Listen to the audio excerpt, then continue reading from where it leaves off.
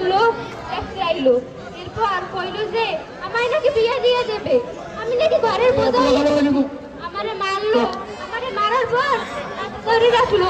এরপর সবাই মিলে চাই যে আমারে বিয়ে দিতে, আমারে ঘরের মধ্যে বন্দি করে রাখলো। তখন আমি চিন্তা করলাম এখন আমি কি করবো। সেই সময় আমি করলাম কি, সেই সময় আমার স্কুলে আমার মনে ছিল যে একটা সমস্যা আইয়া বলছিল কি 3-9-তে ফোন দিতে। তখন আমি 999 ফোন দিলাম, আমার একটা গাড়াই ধরলে ধরে কইলে কি তোমার কি সমস্যা। আমি এখন কইলাম যে আমারে আমার বাপে মা সবাই বাইরে তুইছে, ওরা আমার বিয়ে দিতে চায়। সময় সবাই কইলো কি ওরা আইয়া পুলিশ পাঠাইলো, ঘরের মধ্যে পুলিশ পাঠাইয়া এরপর আমারে বাঁচাইলো। এখন আমি পড়ালেখাও করতে পারি আর সরকার আমারে মাসে মাসে উপবৃত্তিও দেয়।